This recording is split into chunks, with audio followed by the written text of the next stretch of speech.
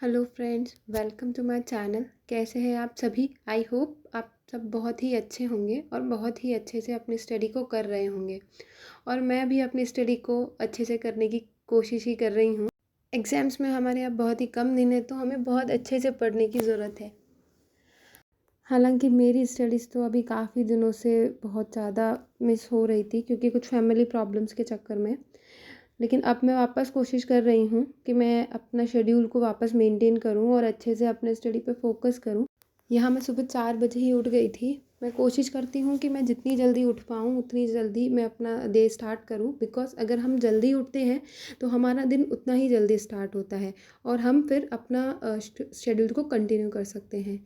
यहाँ देखो, सुबह हो गई है और हमारी बालकनी से सामने पीकॉक भी दिख रहे हैं। तो बहुत अच्छा लगता है सुबह सुबह अर्ली मॉर्निंग ऐसा कुछ दिखते हैं ये तो। और फिर मैं अपना घर के काम करने लगी, ताकि मैं जल्दी से अपने सारे काम निपटा के और अपने स्टडीज़ को वापस कंटिन्यू कर सकूं। यहाँ पे मैं अपने हस्बैंड और अपने बच्चे का टिफ़िन पैक करके उसे स्कूल छोड़ के आके और फिर मैं अपनी ब्रेकफास्ट कंप्लीट करके और फिर अपना स्टडी का शेड्यूल कंप्लीट करती हूँ। जितना टाइम मेरा बच्चा स्कूल में रहता है उतना टाइम मैं बहुत अच्छे से, बिना टाइम वेस्ट किए, सुबह का टाइम प्लस मेरा बेबी जब स्कूल जाता है वो टाइम मैं बहुत अच्छे से मैनेज करके पढ़ लेती हूँ। वैसे तो मैंने अपना जो स्टडी का टाइम है उसको स्लॉट्स में फिक्स कर रखा है कि मैं इतने से इतना ये पढ़ूँगी, इतने से इतना ये सब्जेक्ट पढ़ूँगी, इस तरह से। तो मेरा शेड्यूल यही रहता है कि सुबह 4 बजे से उठ के अप्रॉक्स 4 बजे समथिंग मैं उठ जाती हूँ। 4 से 7 o'clock तक मैं अपना जो सब्जेक्ट होता है उसके एमसीक्यू सॉल्व करती हूँ, उसकी प्रैक्टिस करती हूँ।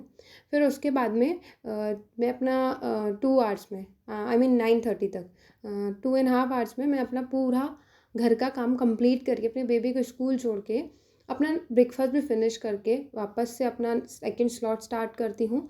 और वो चलता है 1 बजे तक, क्योंकि मेरा बेबी 1 बजे स्कूल से घर आता है।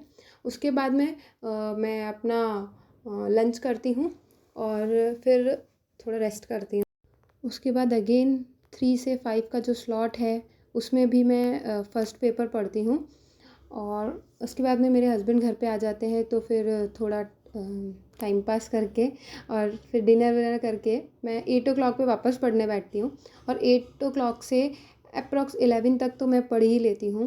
तो इस तरह से मैं मैनेज करने की कोशिश कर रही हूँ कि मैं अपना समय सबसे ज़्यादा अपने स्टडीज़ को दे सकूँ, क्योंकि एग्ज़ाम में बहुत ही कम टाइम है। इस टाइम हम जितनी मेहनत करते हैं वो ही हमारे एग्ज़ाम में हमारा सिलेक्शंस की पॉसिबिलिटीज़ को फिक्स करते हैं। और वैसे तो काफ़ी दिनों से मेरा शेड्यूल बहुत ही ख़राब चल रहा था, कुछ फैमिली प्रॉब्लम्स के कारण last approx 20 days, mostly 1 month मेरा पूरा वेस्ट हो चुका है। मैंने बिल्कुल भी पढ़ाई नहीं कर पाई हूँ। बहुत कोशिश करी कि मैनेज हो पाए, लेकिन मुझसे मैनेज ही नहीं हो पाया। तो अब मैं अपना लास्ट टाइम पे कोशिश कर रही हूँ। थोड़ा थोड़ा नहीं, बहुत ज़्यादा मैं डिसअपॉइंट हो गई थी जब मेरे को था कि यार मैं नहीं पढ़ पा रही हूँ। अब इतने दिन से तो मेहनत करी, अब लास्ट मोमेंट में मेहनत नहीं करूँगी। लेकिन मैंने फिर भी अपना ट्राई कर रही हूँ।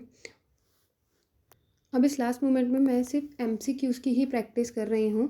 मैं जैसे मेरे पास जो बुक है एमसीक्यूज़ प्रैक्टिस वाली, उसके चैप्टर वाइज़ जितने चैप्टर हैं उसके अंदर टॉपिक वाइज़ मैं स्टडी कर रही हूँ उसको अच्छे से। कुछ मैं यूट्यूब पे वीडियोस भी देख लेती हूँ, कुछ क्वेश्चंस। कुछ अगर मेरी बुक के अलावा भी मुझे कोई टीचर अच्छे लग रहे हैं तो मैं उनके क्वेश्चंस भी देख लेती हूँ। इस तरह से मैं अपना सेकंड पेपर कंप्लीट कर रही हूँ।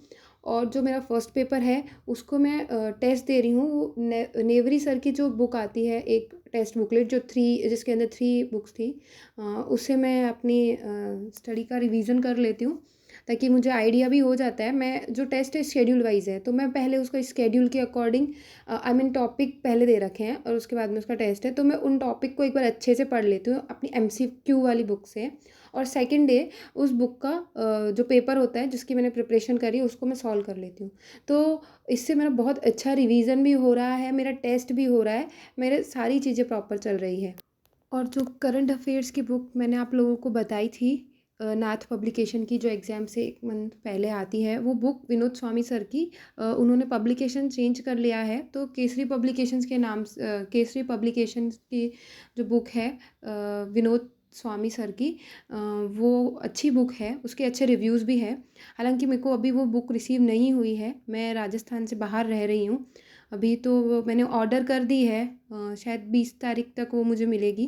उसके बाद में ही मैं उसको पढ़ पाऊँगी, लेकिन उसका भी मैंने टाइम मैनेज किया है कि मैं उसको किस तरह से पढ़ूँगी।